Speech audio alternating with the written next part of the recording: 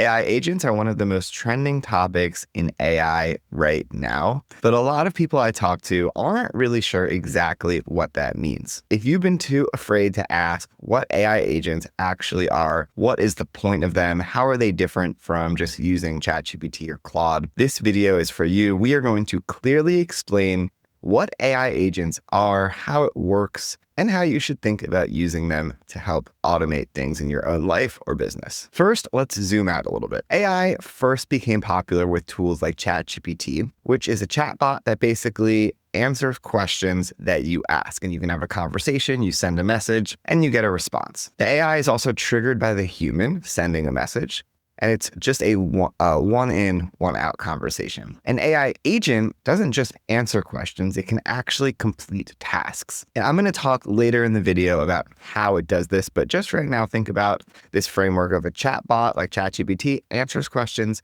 An AI agent actually does things and complete tasks. It takes real actions, it kind of sees what happens, and it decides what to do. So an AI agent is software that can decide what to do next, take an action, and react to the results. So it's going to decide, it's going to take an action, and then it's going to observe. And then based on the initial prompt or task that was assigned to an agent, it can go back and keep looping, deciding, acting, observing, and keep looping until it decides that it is complete. I think this slide really helps to explain how this works, and you can think of it in 4 steps. So again, instead of thinking of like ChatGPT, where it would really be 2 steps, perceive and answer. With an agent, we have a loop. It's going to perceive, think, act, observe, and then it's going to go back to step 1, perceive, think, act, observe, and keep going until the initial task is complete. Now, how successful the agent is at actually completing the task and doing this correctly, and I think this like thinking and observing step are really, really important, depends on different factors, including the harness that the agent is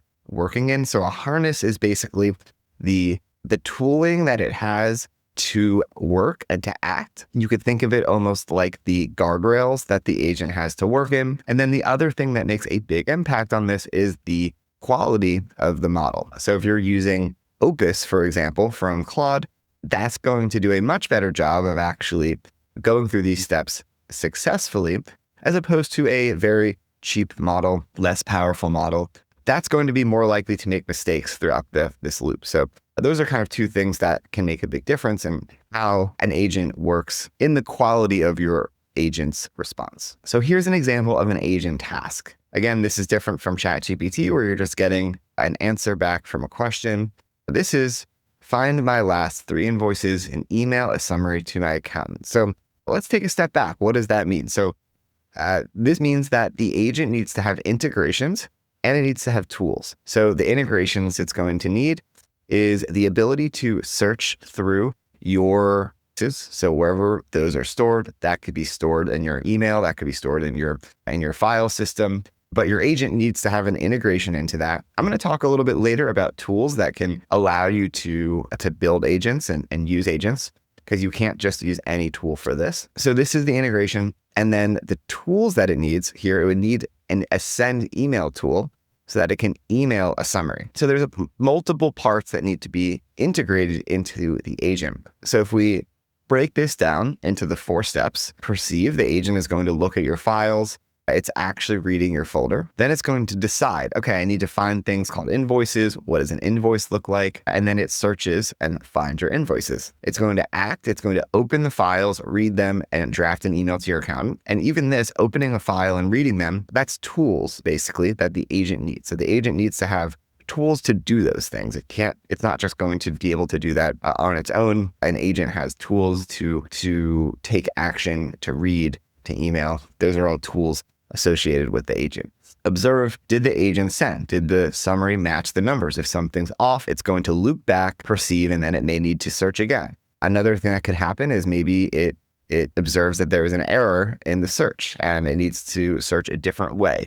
So this is where the agent's thinking and observing comes into play, and then where the smarter the model is, the more likely it is to get this right. All right, chatbot versus workflow versus agent. So chatbot, we talked about that already. You type, it types back. There's no tools, no memory. It just gives you the answer. Next, we have a workflow. So this is something more like Zapier or Make, for example, where it's a fixed pipeline. So when this happens, do that. This can't adapt. So if step 2 in the workflow breaks, it's not going to be like an AI agent that can say, oh, we need to try it a different way and figure something else out. This is just going to be a fixed workflow. And for a lot of use cases, this could be a really great solution. You don't necessarily need to use an agent for everything, but the agent is adaptive. So this has a goal, a set of tools, and the freedom to choose which tool to use and in what order, and it adapts when things break. So, instead of having to set up a workflow, you just set up an agent with a set of tools, with the integrations it needs, and with a goal. And then you just trust that the agent is going to be able to figure out that solution. One example I can give you that I created recently is an agent that every morning will do research on whether Fable 5 is released again. So Fable 5 was Anthropic's most powerful model, and it was banned by the US government, but it is hopefully coming back soon. And I have I have basically an agent that has the tools to do research. It has the tools to send me an email. And I just give it the goal of telling me, is Fable 5 available or not? And what are the latest development? It'll send me an email with what it finds. So this is different from a workflow where I would maybe say, okay, step 1, do research. Step 2, we need to parse all that research. Step 3, we need to put that research into an email. So this kind of, the difference is the agent is deciding all of that for us. It actually makes it a lot easier to set up workflows, and that's the power of agents. Here's one more example. The goal could be to look at my calendar today, tell me if I have any back-to-back meetings with no break. So then the agent could reason, it could read the calendar. Again, that's a tool that it would have, list every meeting with the start and end times, compare each meeting to the next one. It could see there's a gap, 0 minutes between 2 and 4 p.m.